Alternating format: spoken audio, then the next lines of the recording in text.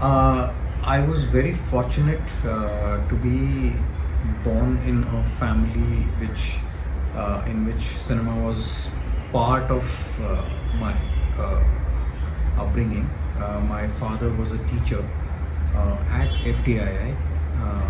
He used to teach makeup and he used to head the department of makeup.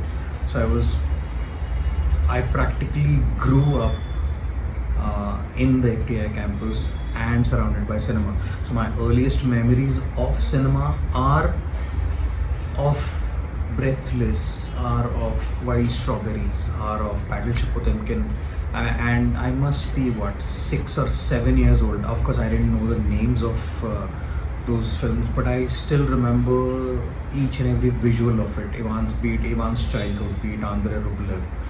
So all those iconic images are sort of ingrained in me. And later I got introduced to Bollywood. That too because then they started screening Hindi films on Sundays at the main theatre. That's how I got introduced to Vijay Anand and Guru Dutt, and then they became my sort of inspirations.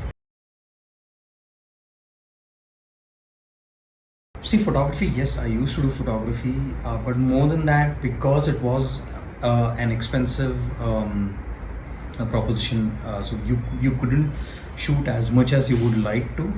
But because of photography, I mean, I had this Click 4 camera, which was like an instant camera, medium format camera, with which we used to click pictures, get it developed and printed, of course. But because we couldn't shoot as often because it was expensive, I got into observing. So you observe nature, you observe light, you observe people, you observe everything and anything that is around you. And later, because you were part of the FTII gang, in terms of like we were these little kids who were always available to students to act in their diplomas, in act in their song picturization and exercises. You got to see what the students would be doing. Of course, because we were small, we didn't understand what, but then this machine that recorded everything was always very fascinating. And of course, you knew that was a camera, but then you realize ki, okay, you record motion in that, so that for me was a big plus point. And the fact that everybody listened to the guy behind the camera, that was good. Like I said, observation, the most important element to a visualizer is observing. And then, because I come from a family which was into arts, my mother was into music. She had learned music. We got into music. That helped. We got into arts, like paintings and photography, like I said, of course. So all these influences sort of, I would say, shape my visualizing abilities. Oh yeah. See, the thing is, when after we graduated from the institute, we were still shooting on film, of course, and because there was so much to learn. I mean, other than what the institute years taught us, it's like an ABCD, right? Then you need to learn. You need to learn to form sentences, and that's where my guru and my mentor came in, Mr. Jahangir Chaudhary. So he was kind enough to sort of take me under his wings. I worked with him for 4 years, and I was a very good focus puller.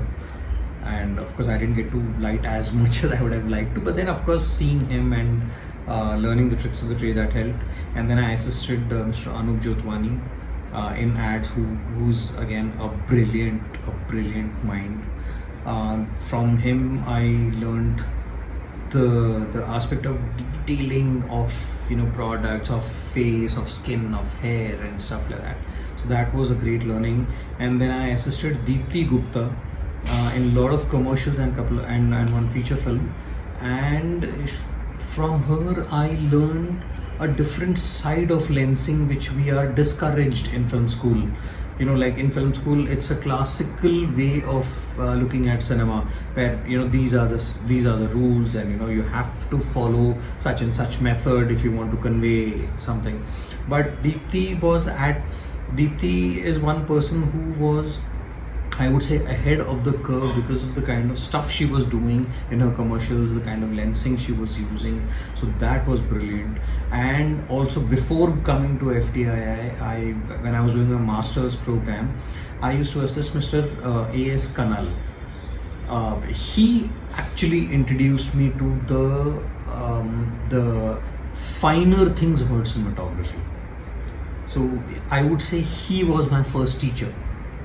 And then of course Jahangir sir, Anup Jotwani and Deepti Gupta sort of honed my skills. And then of course there was a lot of trend of foreign DPs coming in India and shooting commercials and stuff like that, and of course Hollywood films as well. So I've worked as a focus puller and a chief associate to a lot of these Hollywood cinematographers, and got to learn from them a lot. Oh, that was a sweet accident. One of our seniors, editing seniors, and also a very senior ad filmmaker by the name of Mr. Arjun Gorisaria. Because I had worked with Anup Jotwani, used to work a lot for Arjunda's company, which was Black Magic Motion Pictures. So I used to meet Arjun and the gang, and we used to be in touch. And one fine day, I think it was 2007. Of course, we got along pretty well. So, and one fine day, he just called up and said, "Listen, I'm doing this very small film. It's a Bengali film, but we're not going to be shooting on celluloid. But there is a new camera system that's coming to the world, which is called the Red. Would you be interested?" I jumped on it because I'm a techie. I mean, anything new, anything experimental, I'm the first one to jump on it. So that is how that film came in my lap. So that film was called Sthaniya Shombad, and we shot that in Kolkata in winters. And I remember September 2007, Red cameras had come to India. That was the Build 18, the Red one. In November, we took that camera, and people were just testing it out. Nobody had done anything till then. And in November, we just sort of took the box, went to Calcutta, opened the box, assembled the camera, and started shooting. See, script. I mean, in cinema, I've realized the script is the king. Script is the king. I mean, if you have your writing correct, you have everything. Rest all is just incidental, and it just flows. So I'm a big believer in a very strong script. So the fact that your written material is so strong, your job actually becomes easy. Then you become what you're supposed to become, an observer.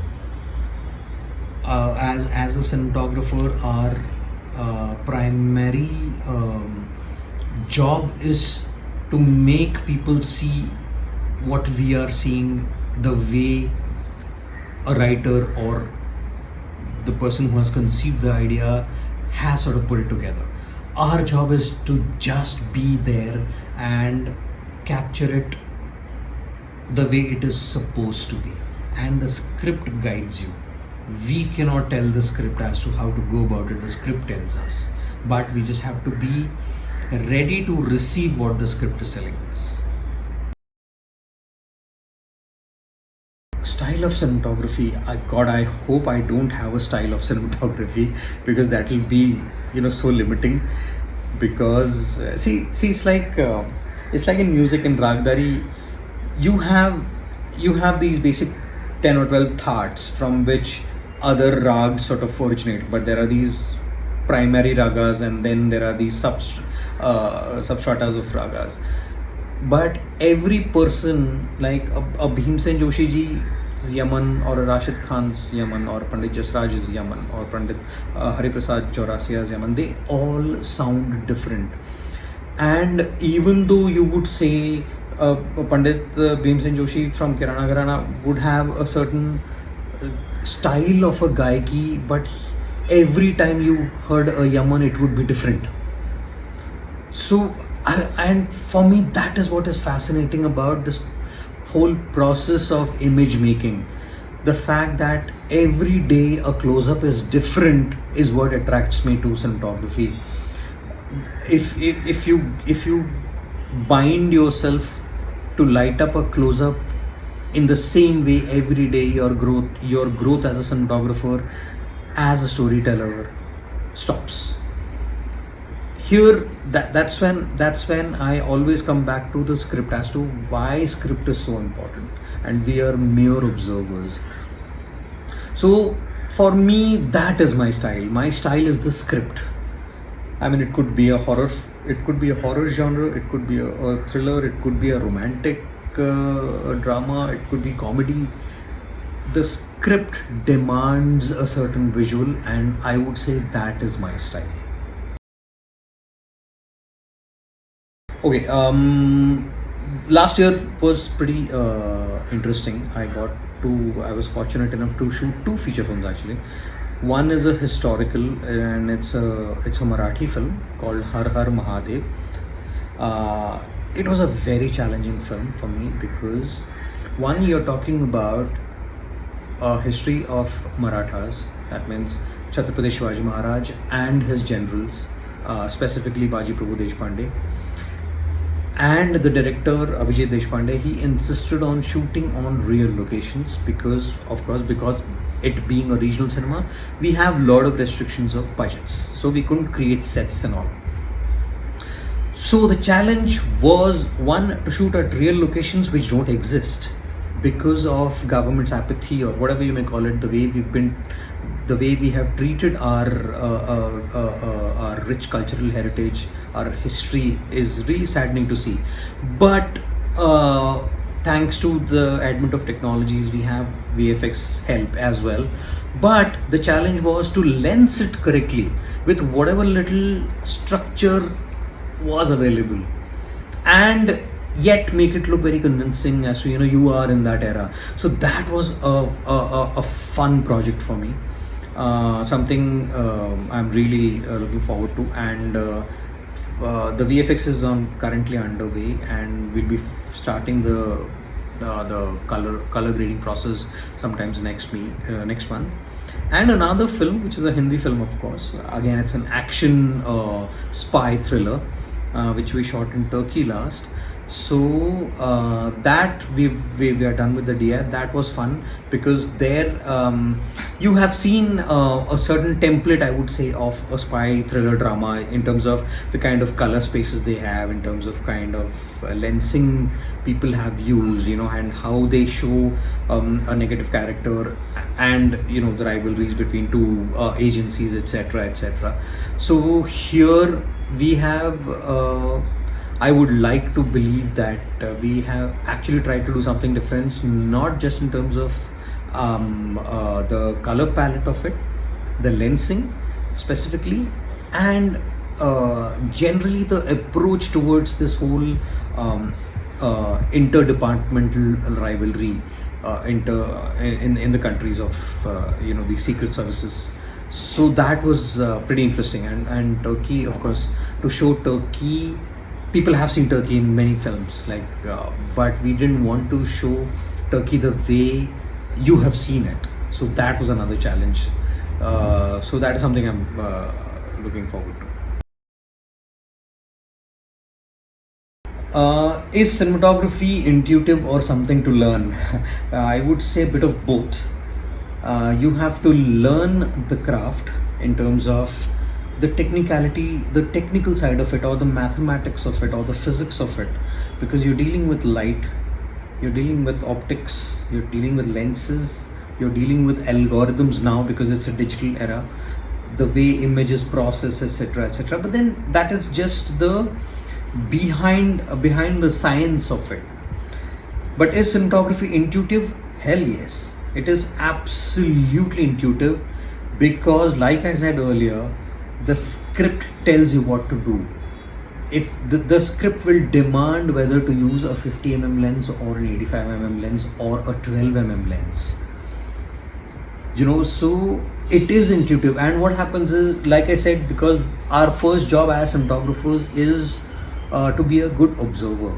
So the first thing you do when you go to the location, you don't think about the script. You know what you're doing, of course, on that day, but you go to the set, you feel the energies, you feel the story, the milieu, and then you sort of like, this is what I learned from Jahangir sir, because that man is a genius. He he always used to say that the location talks to you. And of course it sounds very spiritual, and earlier we would just sort of listen to it and we would sort of forget about it. But now, having been because I've been working for quite some time now, I realize what Jahangir sir was saying. When he says that the location talks to you, it's not literal, right? It means the location is inspiring you to do something with it. The location is telling you that, listen, I am available. In the morning light, I am like this. In the afternoon light, I am like this. In the evening light, I am like this. What does your story say? If it's morning, this is what I am, and this is what you should do. So we as cinematographers are doing nothing but celebrating that particular moment at that location, and we try to recreate that, which is again conducive to the script. So here again, see, we are coming back to the script. So it's always the basis, the primary thing is the script.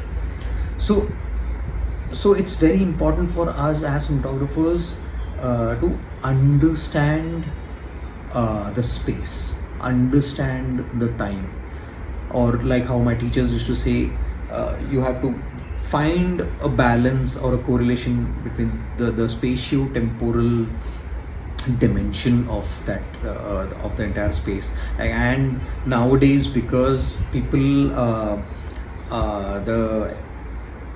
the mathematics of camera algorithms have improved so much that they can reproduce the image to as close to real as possible. So our job is to sort of enhance that or make it better. So I think so that's it. Oh, blunders. I mean, I'm a king of blunders. I keep making blunders every day. Of course, I never repeat my blunders. I keep making new ones. But then I guess that's how you learn, right? So, I mean, I remember when I was assisting, so I learned it the hard way to not trust anybody on the set. So, what had happened was, the light was going and we were doing a car commercial. So, and this was suddenly the director said, I need some follow shots with the image and stuff on a tracking vehicle. So we had a 3-camera setup. So I was on one camera and the DP, the foreign DP was on another, and we had an Arri 3 magazine on the jib, and we had some 200 feet of stock left. So we of course rolled and we finished and wrapped, and I was sort of collecting all the stock from both the cameras, and I myself did put it back in the can and sealed it and taped it and labeled it, etc., etc.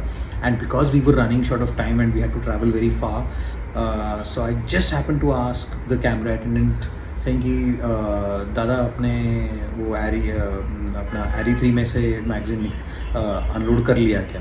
तो he said हाँ हो गया मैं label कर लिया. And so I, of course, because you trust, right? So and you come back to Bombay, and after 3-4 days I get a call from the producer saying ki acha listen, are you sure you gave all the footage, because the director is shouting at us saying ki the Jimmy shots are missing. I said yeah sir, I counted it myself. Okay, no problems. Then 3 days later again the producer called saying listen, you screwed up big time. I said what happened? He said thank God the camera rental guy had not given the Harry 3 magazine to anybody, and it was not opened. The raw stock was still in the magazine and in the rental house. So that for me was sacrilege. I mean, it's you can't go worse than that.